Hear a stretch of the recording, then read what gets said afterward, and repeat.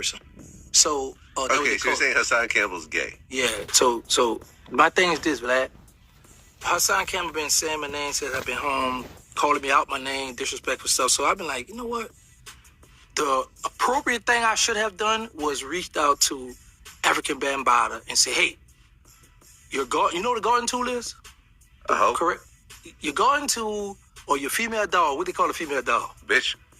It's being disrespectful to your people. Because he admitted African Bambaataa is his war daddy. So I should have reached out to him. His war daddy. That was they call in jail when somebody war daddy. Yeah, they protect you and all. That's his war daddy. Okay. So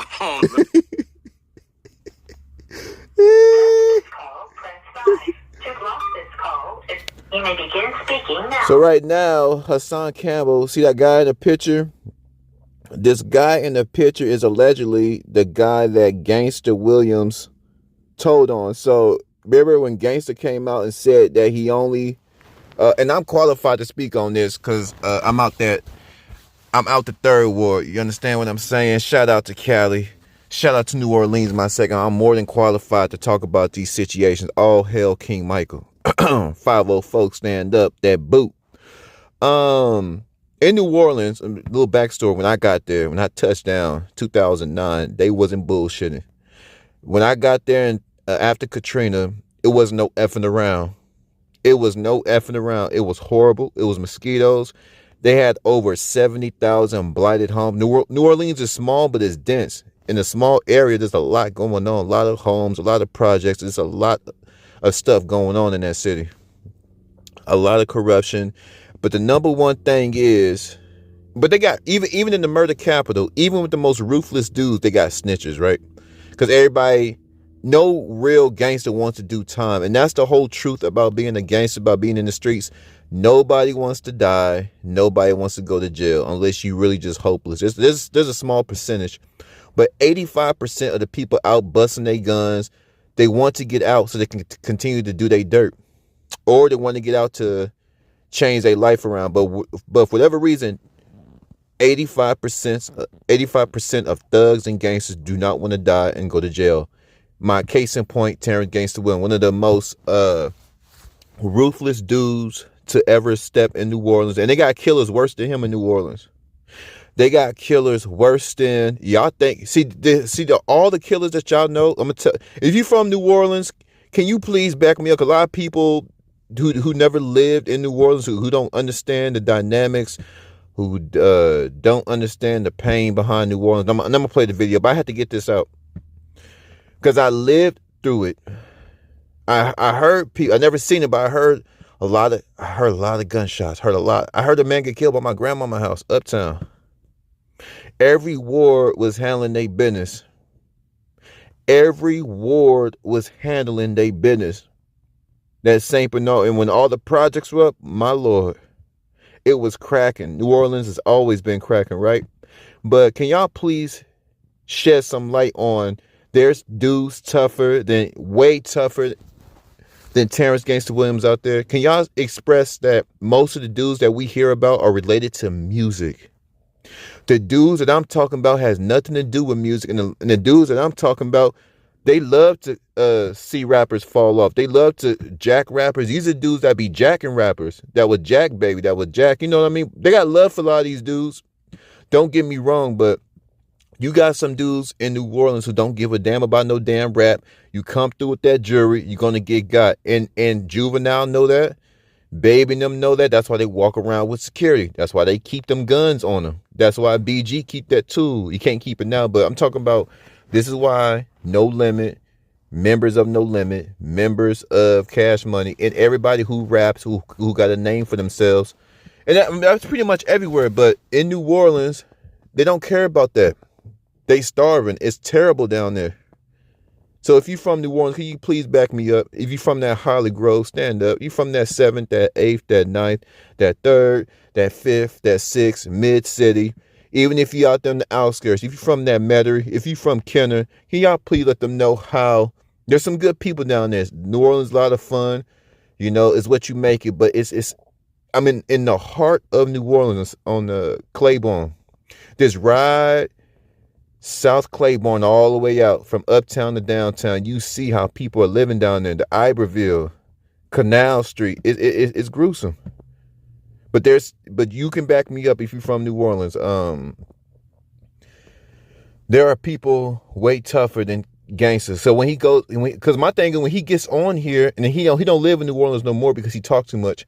Dudes ain't playing down there. They don't give a f who you is, and that's the identity of New Orleans. Anybody can get it. Don't give a damn who you is. But yeah, this dude's way tougher than Gangsta. But second point, and I'm gonna play the video. I had to get this out. If you from New Orleans, we all know they got rats down there, they got snitches, but this is very frowned upon. Because when I got there in New Orleans, oh, they the biggest. New Orleans got that cockiness. New Orleans, right?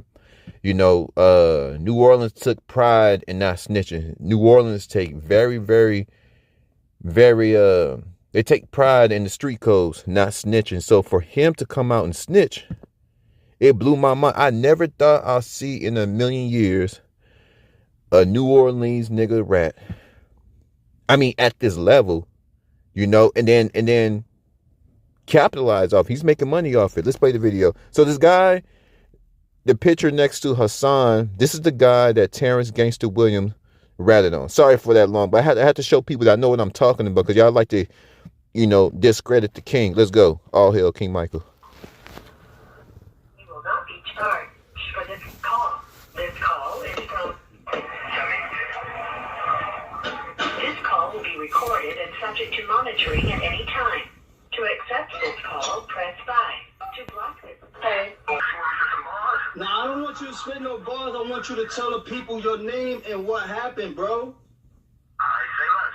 We want to start right now? Yeah, start right now. Tell them where you at. Tell them what jail you in. Tell them everything. Hey, world. It's Timothy Pinckney, man. I go by the name Timmy G here in the federal penitentiary. I'm in Pole-Out USP, man. Hey, man, I just want to let y'all know, man, that dude, Gangsta, Terrance Williams, with his mother named Paulette Williams, that nigga's a certified rat, man. That nigga got me all this time in the penitentiary, man. Dude wore a wire on me in MDC Brooklyn back in 2012, November 20th, man. You feel me? This is facts. Got me indicted. Right now, I'm doing 23 years federal time plus state time, too. Now, you have to be aware of the shit that goes on in this world, man.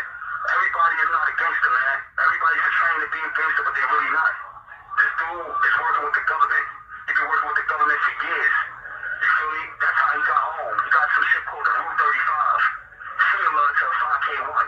But a Rule 35 that he got is basically like when a person starts cooperating after they're already sentenced. You feel me? Like, this dude is a fraud, man. He's faking. You feel me? Once you start ratting, all that shit you did in the past, that shit don't count no more. Like, this nigga got me, he got me a whole lot of time, man. Like, this dude is man. What about your co-defendant? What about your co-defendant, bro? Yeah, my co-defendant, man, he ended up getting a life sentence for all that shit, but it was pertaining to that and other shit too, though. You feel me? But, man, shout out to him too, though, man. Shout out to S, man. You know what I mean? Shout out to S, man. Like, this shit real, man. This shit real, man. This shit ain't no play shit. Hey yo, T. What about the homie Rod Dick? Wasn't he leaning on that nigga? Of course, you know that nigga was scared. You know that nigga was scared, man. That nigga was running down on that nigga, man. When he was on the 7th floor, nigga was running down, and Donald was running down on that nigga, man. That nigga told the Donald nigga. This call is from a federal prison. That nigga told the Donald niggas, man, if y'all do anything to me, I'm gonna get my ace in each one of y'all names, man. It's a fact. But this nigga's a gangster. You heard? Yeah, but what? Who was on that side? Who was on the 7th floor at that time? Like that could just confirm all this beside you. Like, you know, some homies that could, you know, because he's saying he was never in the building. Period. Man, that nigga was in the building, man. The paperwork don't lie, man. The paperwork don't lie. He was in the building, man. There was a few more niggas down there, man. That nigga, man, this shit real, man. This my life, man. Still got me all this time, man.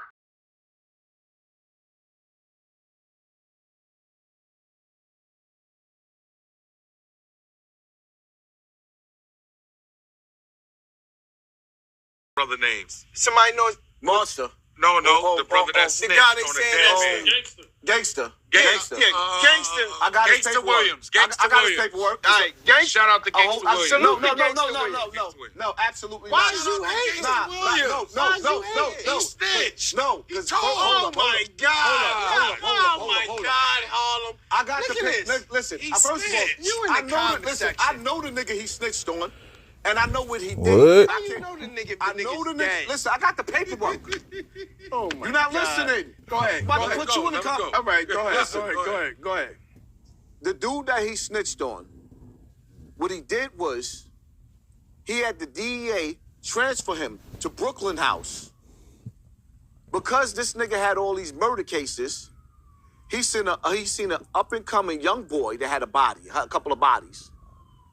Now, son is in the cell, and I need for y'all to understand, all you niggas in jail, this is why you never talk about your case, because even the law library nigga will bury you if he know the ins and outs of your case.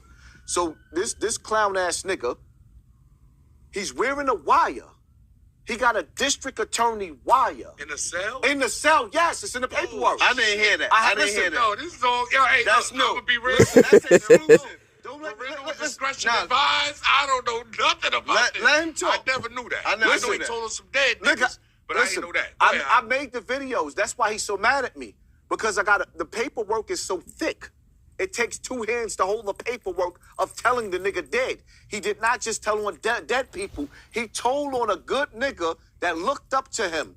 Wow. And because the dude was sitting in a cell trying to impress him, what he did was he told on other homicides, trying to impress this nigga in jail with a bunch of homicides. So what happened was, now he ended up getting life in jail, and his co-defendant, because now you telling street business, the niggas that did the dirt with him Yeah.